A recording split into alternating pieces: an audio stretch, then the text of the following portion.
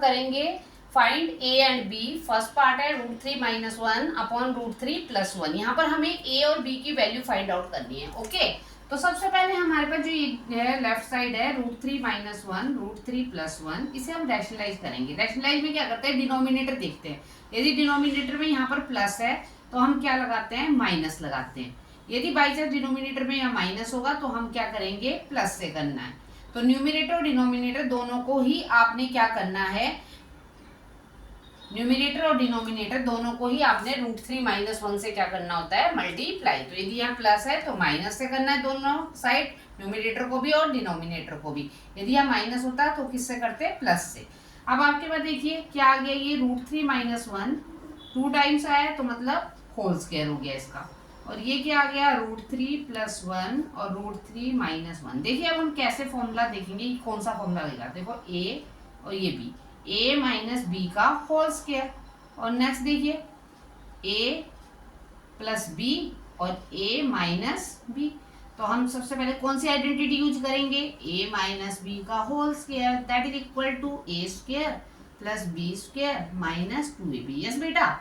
और नेक्स्ट वाले में क्या करेंगे, a + b और a - b। तो ऐसे आइडेंटिटी निकल जाती है और वो that is equal to a² - b²। सबसे पहले आपको सारी आइडेंटिटी लर्न होनी चाहिए। आपने 8th क्लास में लर्न करी होगी ये आइडेंटिटी सारी। तो आपके पास क्या है, a - b का होल स्क्वायर, तो a² + b² -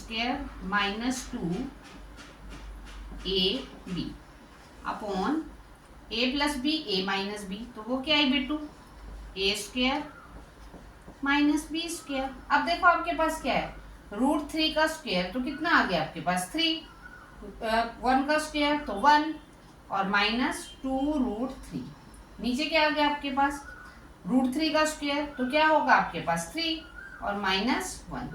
तो 3 + 1 4 -2√3 अपॉन 2। अब देखिए आपके पास ऊपर से क्या कॉमन आ रहा है, 2 कॉमन आ रहा है। तो 2 - √3 अपॉन 2, 2 2 कैंसिल हो गया। क्या है आपके पास यहाँ पर 2 - √3। और देखिए आपके राइट साइड क्या चल रहा है, a + b √3, उसे लिख लेना साथ साथ। और ये क्या आ गया, a + b √3। अब देखिए जिसमें रूट नहीं है वो a है, तो a क्या है आपके पास 2, और जिसमें रूट है वो ले लीजिए b √3, किसके इक्वल, -√3 के इक्वल। यदि कुछ नहीं होता तो 1 होता है, √3 से √3 कैंसिल हो गया और b क्या आ गया, -1 आ गया।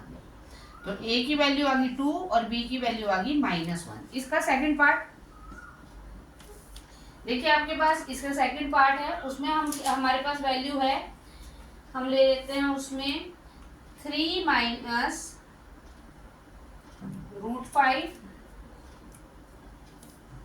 3 - √5 upon 3 + 2√5 equal a √5 - b। Okay, अब देखो अब क्या होगा इसमें, 3 - √5 अपॉन 3 + 2√5 इक्वल a √5 - b। सबसे पहले तो वही करना है जो मैंने आपको अभी बताया था कि रैशनलाइज किया। अब आपको दिख रहा होगा नीचे क्या है, प्लस है, तो हम क्या करेंगे, न्यूमिनेटर और डिनोमिनेटर को माइनस से मल्टीप्लाई। अब देखो पहले वाले क्वेश्चन में तो क्या हुआ था कि जो आपका वहां पर यदि 3 - √5 था तो उधर भी 3 - √5 था, पर यहाँ नहीं ऐसा है, यहाँ 3 - √5 है और उधर क्या है 3 - 2√5। तो हम क्या करेंगे, पहले जो ये 3 है इसको पूरे इससे मल्टीप्लाई करेंगे 3 - 2√5 से। फिर यहाँ पर क्या है -√5, उसे हम फिर 3 - 2√5 से मल्टीप्लाई करेंगे अपॉन, फिर ये क्या आ गया दोबारा से a + b और ये a - b वाली आइडेंटिटी। तो 3 + 2√5 और 3 - 2√5। ओके, और देखो साथ में हमारा जो चल रहा है, मैंने आपको कहा था ना ऊपर वाले सब में भी कि जो साथ में चल रहा है उसको प्लीज चलाते रहना। तो a √5 - b, ठीक है। अब आपको देखो 3 को इससे मल्टीप्लाई किया तो कितना आया 9, 3 को फिर इससे भी मल्टीप्लाई करो -6√5। ओके, जैसे मान लो आपके घर में है, आपके मम्मी है, मम्मी यदि कोई चीज लाएगी तो आपको भी देगी और आपके ब्रदर को भी देगी। और वैसे ही क्या है, तो इसलिए आप 3 को इससे ही मल्टीप्लाई करोगे, इससे भी मल्टीप्लाई करोगे। अब अगले में भी यही है, वाले पापा है, पापा कोई चीज लाएंगे आपको भी देंगे और आपके ब्रदर को भी देंगे। तो आपके पास क्या आया, -3√5। अब बाहर ब्रैकेट के बाहर माइनस का साइन है तो अंदर का साइन क्या हो जाएगा, चेंज। अब देखो यहाँ पर क्या है आपके पास, √5 और 2√5। अब ध्यान से देखना, 2 1 जा 2, √5 क्या हुआ 5, तो 2 5 जा 10। क्योंकि आप ऐसे भी कर सकते हो, √5 25 का स्क्वायर √5, या फिर सिंपल भी कर सकते हो कि 5 × 5 बाहर निकल गया तो कितना बचा 5। तो जैसे मर्जी करिए। तो ये कितना आ गया आपके पास 10। बस समझ आना चाहिए आपको। अपॉन ये क्या आ गया, a + b, a - b हमने आइडेंटिटी ऊपर यूज करी थी, क्या थी a² - b²। तो that is equal to a√5 minus b। अब क्या है आपके पास, 10 और 9 क्या हो गया, 19 - 9√5 और 3 3 जा 9, फिर से वही 2√5 और 2√5, तो क्या हो गया 2 2 जा 4, √5 5, तो कितना आ गया 20 - 20। ओके।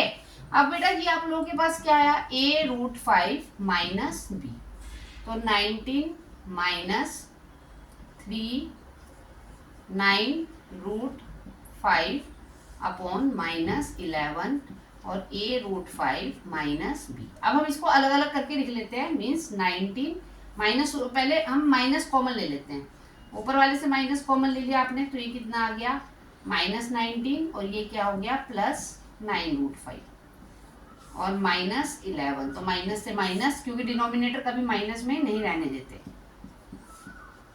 तो ये क्या आया -19 + 9√5 अपॉन 11 इक्वल a√5 - b। अब क्या करते हैं बेटू, एक 19 के साथ एक बार 11 ले लेते हैं और एक बार 9√5 के साथ 11 ले लेते हैं, तो a√5 - b।